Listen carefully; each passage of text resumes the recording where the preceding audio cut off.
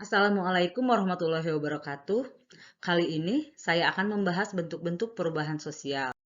Adapun perubahan sosial di masyarakat itu yang pertama adalah perubahan lambat atau evolusi.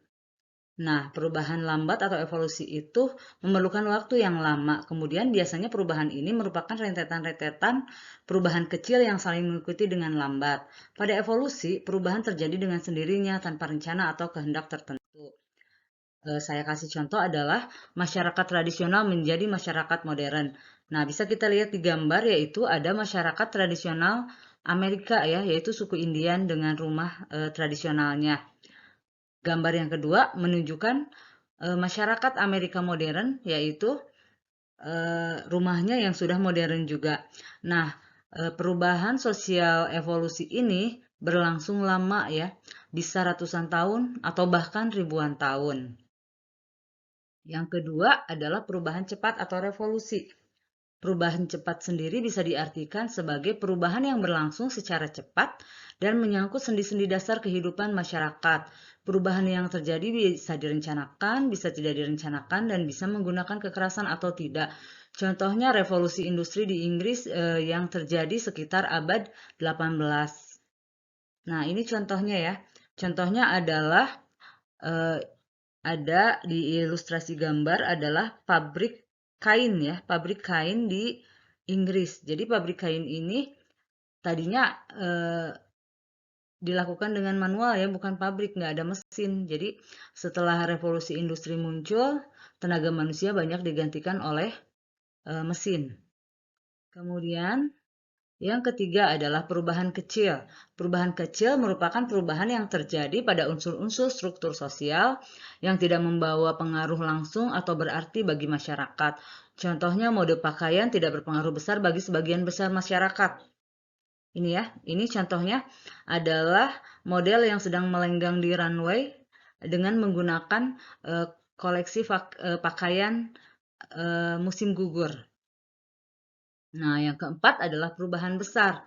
Perubahan besar sendiri artinya perubahan yang berpengaruh terhadap masyarakat dan lembaga-lembaganya, seperti sistem kerja, hak milik tanah, hubungan kekeluargaan, dan stratifikasi masyarakat. Contohnya, kalau di Indonesia ya, ditemukannya teknologi smartphone itu menyebabkan terjadinya perubahan sistem kerja di masyarakat, seperti munculnya aplikasi Gojek atau Grab yang merubah pola masyarakat yang tadinya menggunakan ojek pengkolan, beca atau angkot kini lebih banyak menggunakan ojek online. Nah, munculnya Gojek atau Grab yang mudah diakses melalui smartphone tidak hanya menguntungkan masyarakat saja ya, namun juga menyebabkan dampak yang lebih besar lagi terhadap tukang ojek pengkolan atau tukang beca dan juga supir angkot. Mereka menjadi berkurang penghasilannya sehingga dapat memunculkan masalah sosial baru seperti kemiskinan atau pengangguran. Yang kelima adalah perubahan yang dikehendaki atau direncanakan.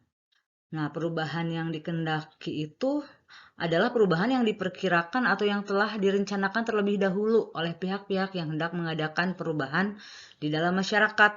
Contohnya program KB. Program KB itu memang sengaja direncanakan ya supaya jumlah penduduk tidak terus meningkat. Jadi program KB merupakan program perubahan sosial yang dikehendaki atau direncanakan. Kemudian yang keenam adalah perubahan yang tidak dikehendaki atau tidak direncanakan. Jadi perubahan ini terjadi di luar pengawasan masyarakat atau kemampuan manusia. Perubahan ini bisa menimbulkan akibat-akibat sosial yang tidak dikehendaki masyarakat. Contohnya, pada saat pandemi COVID-19 menimbulkan banyak sekali perubahan sosial. Di antaranya adalah dampak pandemi terhadap kesehatan jiwa keluarga. Jadi orang-orang di masa pandemi itu banyak yang merasa bosan karena ruang gerak terbatas ya. Kita semua dibatasi untuk keluar rumah. Kemudian yang kedua, timbul cemas dan stres karena salah satunya adalah ketakutan akan penyakit ya.